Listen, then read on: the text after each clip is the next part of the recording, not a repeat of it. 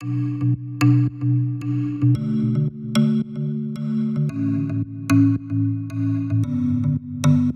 Monsieur Emmanuel Duparc. Bonjour. Pourriez-vous vous présenter en quelques mots? Alors, je suis journaliste à l'AFP, j'ai 47 ans, je suis journaliste depuis 22 ans à l'agence France Presse, où j'ai d'abord travaillé à Paris comme journaliste social et économique. Après, je suis parti à l'étranger, j'ai pratiquement que travaillé sur l'étranger depuis. J'étais correspondant en Afghanistan, puis en Côte d'Ivoire, puis au Pakistan, et entre-temps, j'ai fait pas mal de missions en Irak, en Syrie et dernièrement en Ukraine. Quel a été votre parcours pour devenir journaliste? Alors, après mon bac, j'ai fait une licence d'histoire et après j'étais à Sciences Po à Paris. Puis ensuite, j'ai fait une école de journalisme qui est le CFJ à Paris. Et voilà. Et ensuite, j'ai été embauché à l'AFP juste après ma sortie d'école de journalisme. Avez-vous toujours souhaité travailler pour l'AFP ou envisagez-vous de travailler pour un autre média? J'ai toujours, quand j'étais étudiant en journalisme, je voulais absolument travailler pour l'AFP parce que je voulais être, comme on a un réseau partout dans le monde et on a beaucoup de bureaux permanents, on peut être correspondant permanent dans les pays à l'étranger, donc c'est pour ça que je voulais travailler pour l'AFP. Et ensuite, voilà, on fait toujours de bonnes choses à l'AFP. Après, ça n'empêche pas de travailler pour d'autres médias par la suite, hein, on verra. Quelles sont les différences entre travailler pour une agence de presse ou un autre média? L'agence de presse, c'est le média des médias, c'est-à-dire on travaille pour tous les autres médias. Donc on travaille 24 heures sur 24, on travaille très vite et on recueille toutes les déclarations des gens, ça peut être des déclarations politiques, ça peut être et toute une sorte de trucs. Ça va du sport à la politique, au conflit, à l'actualité sociale en général. Donc on a un gros réseau, on a plus de 2000 journalistes dans le monde. On va aux conférences de presse, on va faire les déclarations, on va sur le terrain en reportage. Et on envoie tout ça sous forme de dépêches, de photos, de vidéos à tous les médias qui peuvent utiliser toute notre production. Donc en gros, les autres médias vont pouvoir se concentrer sur un ou deux sujets parce qu'ils savent que l'AFP va traiter tous les autres. Donc on sert vraiment de banque d'informations et de photos et de vidéos pour tous les autres médias. Vous revenez d'Ukraine. Que pouvez-vous nous dire de la situation des journalistes sur place?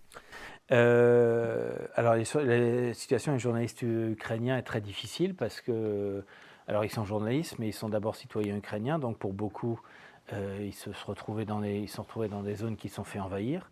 Donc avant de penser à leur métier, il faut penser à leur vie et à mettre leur famille à l'abri.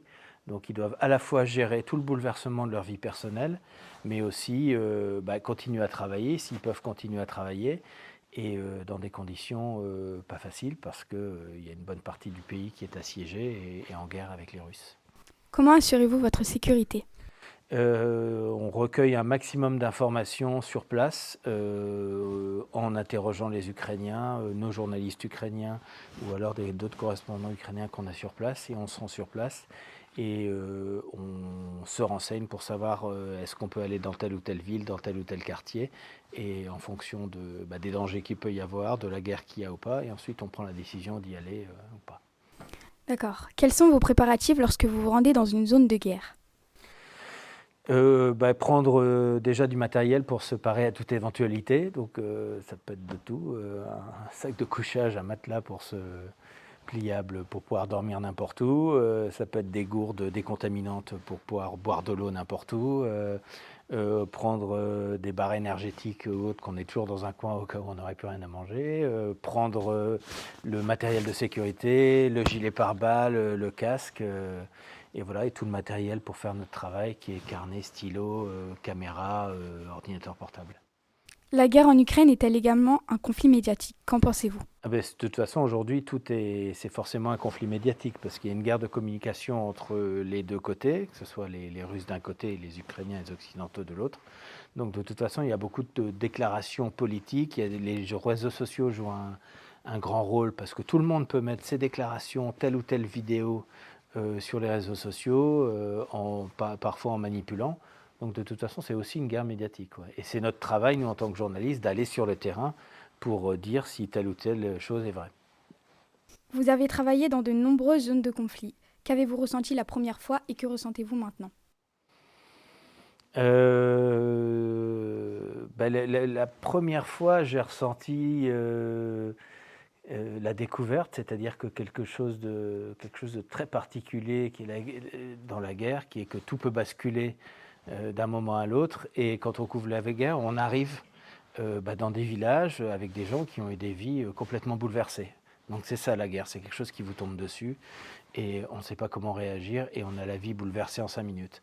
Donc c'est aussi bouleversant pour nous quand on y arrive la première fois d'avoir à couvrir les histoires de ces gens-là. Après on apprend avec l'expérience, on apprend un peu à se protéger et puis à faire avant tout son boulot et à pas trop prendre sur soi. D'accord, merci. Prix et conseils. Que représente pour vous le prix de Albert Londres que vous avez obtenu en 2011 ? C'est un grand honneur et une grande fierté parce que c'est le plus grand prix de journalisme francophone. Et c'est une grande fierté, d'autant plus que c'est remis par des gens qui sont reconnus comme des grands journalistes aussi. Donc non, c'est une très grande fierté. Et puis ça permet aussi après de rencontrer des tas de gens différents, voilà, jusqu'à Mantes-la-Jolie ou Mantes-la-Ville.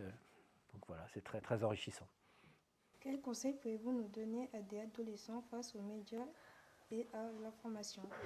C'est qu'il faut vraiment faire attention à d'où vient l'information, quelle est la source de l'information. Donc, pas se reposer. Je pense que les réseaux sociaux sont une chance parce que ça permet d'avoir accès à un maximum d'informations. Après, il ne faut pas croire. C'est pas parce que vous voyez arriver une information qu'il faut la croire. Il faut voir de où ça vient, parce que ça peut être manipulé, parce que ça peut être faux. Donc c'est très très important. Une information a toujours une source. Il faut identifier la source pour savoir si c'est une source ou un média qui est crédible ou non. Nous vous remercions de nous avoir accordé de votre précieux temps et d'être venu témoigner devant nous aujourd'hui. Merci à vous, c'était très, très agréable, très enrichissant pour moi aussi de venir à un endroit où je n'étais jamais venu avant. Donc c'est ça aussi le journalisme, c'est d'avoir la chance de venir dans des endroits qu'on ne connaît pas, rencontrer des gens qu'on ne connaît pas non plus. Voilà, merci à vous. Merci.